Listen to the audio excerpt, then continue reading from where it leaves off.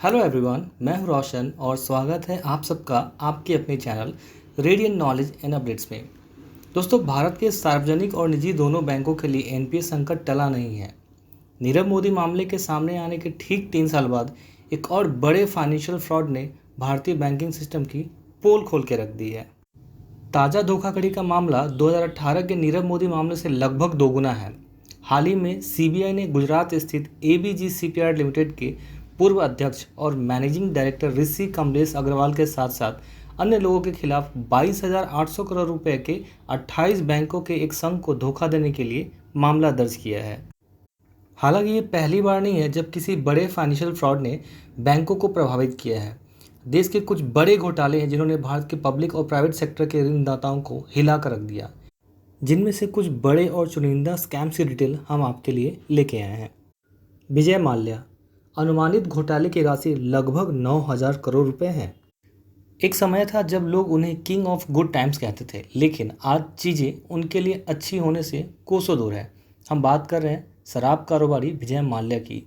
देश में धोखाधड़ी और मनी लॉन्ड्रिंग के आरोप लगने के बाद 2016 में माल्या देश से फरार हो गए हैं और ब्रिटेन में शरण ले लिए। विजय माल्या पर कथित तौर पर विभिन्न बैंकों के 9,000 करोड़ रुपए से अधिक का बकाया है, जिसे उसने बैंड हो चुकी है। किंगफिशर एयरलाइंस को बचाने के लिए लिया था, जो कि वो चुका ही नहीं पाया। दोस्तों, दूसरे नंबर पे है कोलगेट घोटाला, जिसकी अनुमानित राशि लगभग 1,86,000 करोड़ रुपए है। कोयला आवंटन घोटाला या कोलगेट घोटाला ये एक पॉलिटिकल स्कैंडल है जो 2012 में सामने आया था, जब यूपीए सरकार सत्ता में थी। इस घोटाले को सीएजी द्वारा नोटिस में लाया गया था, जब उन्होंने सरकार पर 2004 और 2009 के बीच अवैध रूप से 194 कोयला ब्लॉक आवंटित करने का आरोप लगाया था। यह उन घोटालों में से एक था जिसने पूरे देश को हिलाकर रख दिया था, क्योंकि इसमें कई ब्यूरोक्रेट्स और राजनेता शामिल थे। हालांकि सीएजी ने शुरू में 10 लाख करोड़ रुपए से अधिक का नुकसान का अनुमान लगाया था, लेकिन अंतिम रिपोर्ट में घोटाले की राशि लगभग 1.86 लाख करोड़ रुपए बताई गई थी, जो कि बहुत ही ज़्यादा है। दोस्तों, तीसरे नंबर पर है 2G स्पेक्ट्रम घोटाला, जिसकी घोटाले की अनुमानित राशि लगभग 1,76,000 करोड़ रुपए है। 2008 में सरकार उस समय जांच के दायरे में आई जब यह आरोप लगाया गया कि उन्होंने 2G स्पेक्ट्रम सदस्यता बनाने के लिए उपयोग किए जाने वाले फ्रीक्वेंसी एलोकेशन लाइसेंस के लिए मोबाइल टेलीफोन कंपनियों से कम शुल्क लिया था, और इस कंट्रोवर्सी में पूर्व संचार मंत्री ए राजा भी शामिल थी। सीएजी ने कहा था कि एकत्र किए जाने वाले रुपयों के बीच 1.76 ट्रिलियन लगभग 1,76,000 करोड़ रुपए का अंतर था। 2012 में सुप्रीम कोर्ट द्वारा स्पेक्ट्रम को अनकॉन्स्टिट्यूशनल एंड आर्बिट्रेरी घोषित किया गया था, और इसके कारण 120 से अधिक लाइसेंस रद्द कर दिए गए थे। 204 नंबर पर कॉमनवेल्थ गेम्स घोटाला, जिसकी घोटाले की राशि लगभग 70,000 करोड़ रुपए बताई गई है। दोस्तों, 2010 में भारत में आयोजित कॉमनवेल्थ गेम ने खेलों की तुलना में विवादों और भ्रष्टाचार के लिए अधिक सुर्खियां बटोरी। पूरा इवेंट आपराधिक साजिश, धोखाधड़ी और जालसाजी के आरोप से भरा हुआ था, और कॉमनवेल्थ गेम 2010 के अध्यक्ष सुरेश कलमाडी पर भ्रष्टाचार और कदाचार के आरोप लगाए गए थे। यह भी बताया गया था कि अधिकारियों द्वारा आवंटित आवास के बजाय भारतीय एथलीटों को टेरिबल कंडीशन में रहने के लिए मजबूर किया गया था। 5वें नंबर पे है नीरव मोदी पीएनबी बैंक धोखाधड़ी, अनुमानित राशि लगभग 11,400 करोड़ रुपए। डायमंड लोगों के लिए शुभ माना जाता है, लेकिन नीरव मोदी जैसे हीरे के व्यापारी के लिए नहीं। सबसे विवादास्पद घोटालों में से एक यह धोखाधड़ी कथित तौर पर पंजाब नेशनल बैंक के ब्रैडी हाउस ब्रांड के माध्यम से हुई है। इस धोखाधड़ी में नीरव मोदी ही नहीं, उसके चाचा मेहुल चौकसी और पीएनबी के 2 वरिष्ठ अधिकारी भी शामिल थे। 2018 में पीएनबी ने नीरव मोदी और कंपनियों पर आरोप लगाते हुए सीबीआई में केस दर्ज कराया था। वह पीएनबी से ऋण के बदले मार्जिन राशि का भुगतान किए बिना एलओयू प्राप्त करने से जुड़ा था। इसका मतलब यह हुआ कि अगर वो कंपनी कर्ज नहीं चुका पाती तो पीएनबी को रकम चुकानी पड़ेगी। नंबर 6 पे है अगस्ता वेस्टलैंड हेलीकॉप्टर घोटाला, जिसकी अनुमानित राशि लगभग 3600 करोड़ रुपए है। यह घोटाला भारत में बदनाम रक्षा घोटालों में से एक है। यह मामला यूपीए सरकार और अगस्ता वेस्टलैंड के बीच 12 हेलीकॉप्टरों के अधिग्रहण के लिए हस्ताक्षर किए गए 2010 के सौदे के बारे में है, जिनका उपयोग भारत के राष्ट्रपति प्रधानमंत्री द्वारा किया जाना था। यह सौदा लगभग 3600 करोड़ रुपए का था और यह आरोप लगाया गया था कि अगस्ता वेस्टलैंड की मदद करने के लिए कई बिचौलियों में कुछ राजनेता और रक्षा अधिकारियों को रिश्वत मिली थी।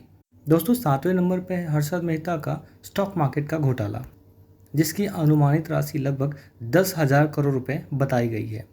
1980 के दशक के अंत में और 1990 की शुरुआत में प्रसिद्ध stock broker Harshad Mehta web series scam 92 the Harshad Mehta stories की रिलीज के बाद 2020 में चर्चा में आ गए।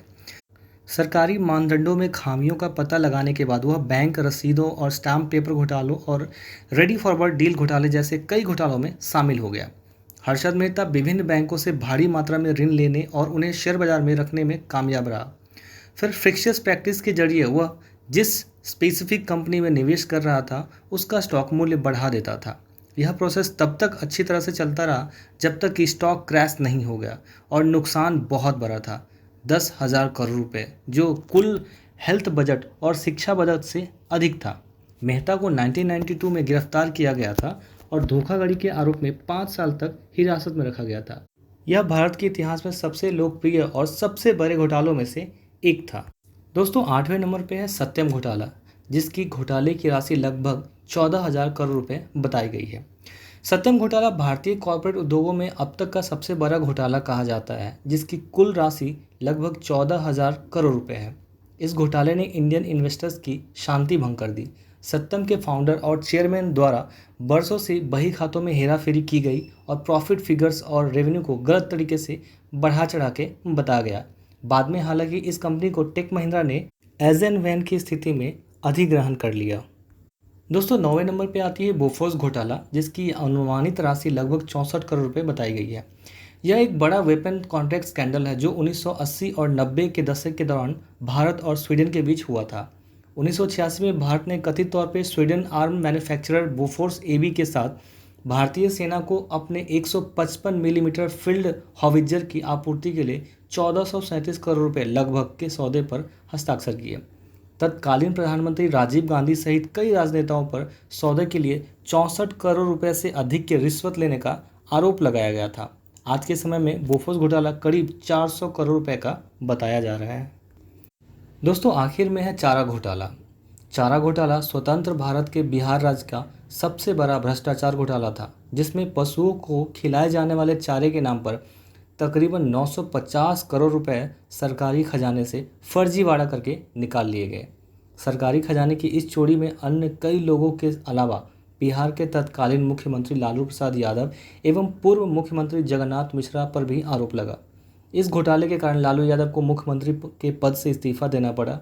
लोकसभा में प्रमुख विपक्षी दल भारतीय जनता पार्टी द्वारा इस मुद्दे को उठाया गया और सीबीआई जांच की मांग की गई। इस गबन की गूंज न सिर्फ भारत में बल्कि अमेरिका और ब्रिटेन में भी सुनाई दी, जिससे भारत की राजनीति बदनामी हुई। हालांकि यह घोटाला 1996 में हुआ था, लेकिन जैसे जैसे जांच की परत खुलती गई, लालू यादव व जगन्नाथ मिश्रा जैसे कई सफ़ेद पोशे नेता इसमें शामिल नजर आए। मामला लगभग 2 दशक तक चला। मीडिया ने भी इसमें महत्वपूर्ण भूमिका निभाई, जिसके चलते सीबीआई और न्यायपालिका अपनी अपनी कार्रवाई में कोई भी कोताही नहीं कर पाए। दोस्तों इसी के साथ हमारा आज का ये वीडियो यहीं पे ख़त्म होता है। आशा करता हूँ आपको ये वीडियो पसंद आई होगी। वीडियो को लाइक और चैनल को सब्सक्राइब करना ना भूलें। तब तक मिलते हैं अगली बार किसी नए वीडियो के साथ। Bye bye and take care.